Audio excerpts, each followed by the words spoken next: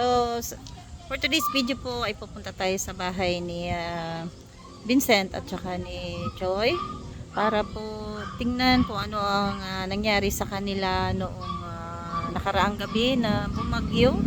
Ang lakas ng ulan at hangin. Grabe po, alam ko po yung kalahati ng bahay nila ay hindi naman walang bubong, kaya sigurado po ay basa sila. Tara guys, samahan niyo ako. Shout out sa Team Rowel Lipat, kay Sir Rowel Lipat at kay Ma'am Luz at sa buong miyembro ng pamilya at sa buong Team Rowel Lipat. Shout out po. Baho nyo lang. Mas ano yun? Ako naman sa inyo, mag-isa lang ako. Eh, kaya man ako batuhan ng kanin. Diba? Oo. Ganun lang yan. Binablog lang ako. Binablog mo pala ako. Ganun lang talaga yan eh. Oh, yung dalawang bata. Priority sila kaysa sa akin. Ako naman, medyo malakas pa. Kaya yung mga bata, So, ito sir, yun nga, inuubo nga si, ano? Sila si Vincent. So, ayan po sir, kagabi, super lakas ang ulan. Nabasa po sila dito. Basa po sila. Dito po sila nagkakalan. Bakit lang ako. So, dito po yung CR nila. Ayan po, nasira, nalipad po ng ano, dahil ang lakas po ng hangin tsaka ulan kagabi eh. Diba? Malamig. Dapat ito ano, sila. Mga bata. So, ayan po, sa sobrang lakas ng ulan kagabi at tsaka hangin, ay nabasa po sila kagabi. Mabuti dito sa may tabing yung higaan nila. So, ayan si Mami Joy, si Ivory. Uy! So, ayan po ang kanilang labahan.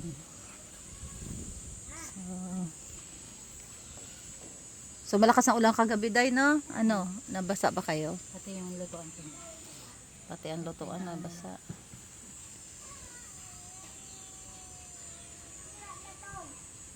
So ito sir, pinasukat na namin kay Tatay Boy. Ay!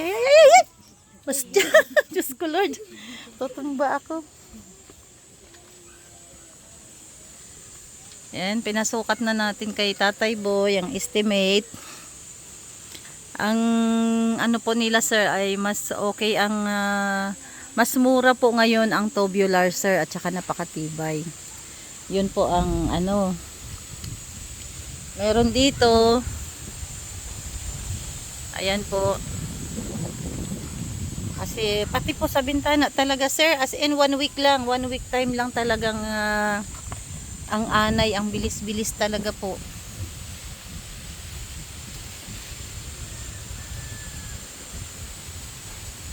So, ayun po, oh. Oh, hello, Ivory!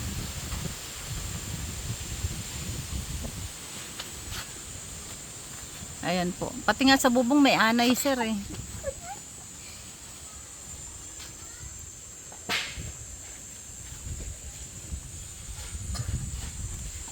So, meron po dito, sir, na estimate si Tatay Boy.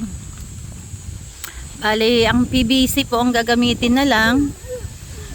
PVC na detress, number 3. At bubuhusan lang po ng ano, ng semento para po matibay. At yun na daw, mas mura po ngayon sir, yung PVC at saka mga tubular na gagamitin. Ayun po. Ang tubular po ay 590 ang isa. Sa bubong po to sir. 275 ang isang PVC number 3. 1.2 po ay 1.2 ay 485 ang isa. Bali 5 piraso. Tapos ang 2x3 ay 790.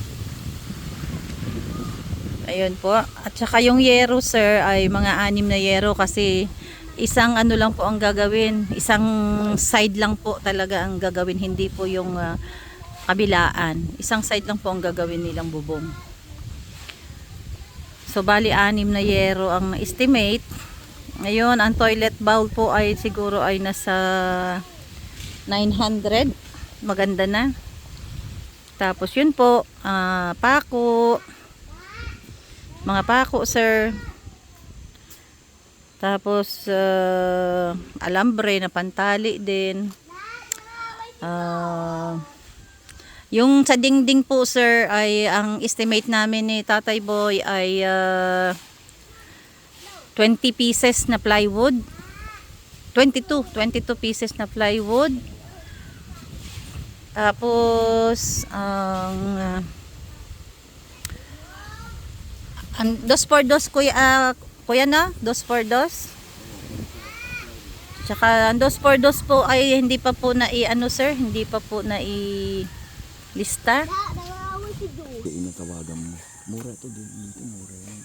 Kaya nga, Yung kaya 590 niya na hindi, yan. sa digma na yan kuya, yan ay standard na presyo nila. Pero mahahanap pa tayo ng mas Meron mura doon, doon sa, yung may doon, sa Yan may lang, tipo. Yan lang yung bago dumating ng tipo. Oo. Tingin pa tayo ng mas mura. So, ayun po, ngayon po ay napakalakas ng hangin kasi kakaulan ng kagabi. So, yun po kasi naghahanap kami ng mas mura na mas murang mga materyales kasi grabe po ang mahal ng materyales ngayon. Kasi kung tulad nitong mga haligi na kahoy, ayan po, kinakain ng anay talaga. Isang linggo lang po talaga pagka tsaka mas mahal po yung kahoy kaysa sa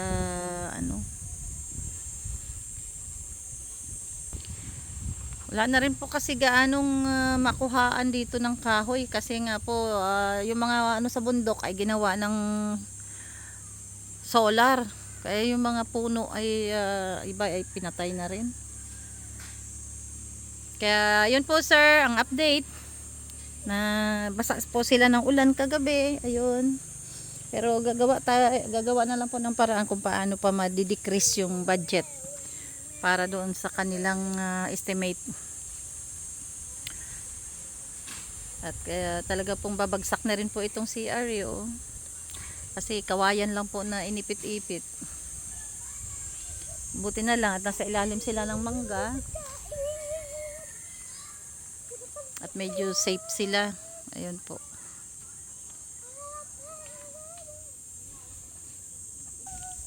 Ito po sa yung likod ayan po.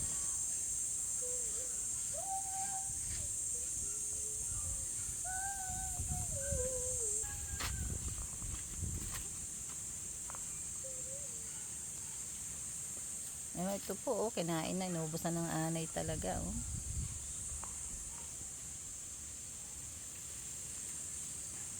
So ito lang po yung pinto nito.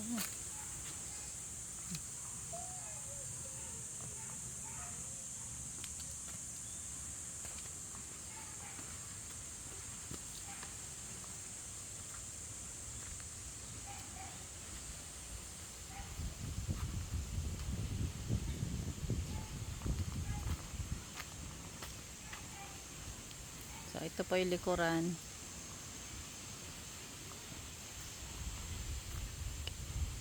So ayun po ang update dito sir, dito sa bahay ni Tatay Boy at ni Vincent at ni Joy. Ito po ang kanilang tirahan. Ayan po. So ayan po si Tatay Boy at tinitingnan pa niya kung ano talaga ang binibilang niya. Kasi po yung anay, grabe hanggang doon sa taas So ayan guys, maraming salamat po mula rito sa Olongapo City, Pinagpala. This is Heart of Olongapo na bumabati ng magandang buhay at sana po ay suportahan nyo po ang mga charity work ni Sir Rowel Lipat. Ayan po, dahil sa ngayon po talaga pong wala po kaming sponsor, sariling pera lang po ni Sir Rowel ang kanyang ginagamit para pantulong.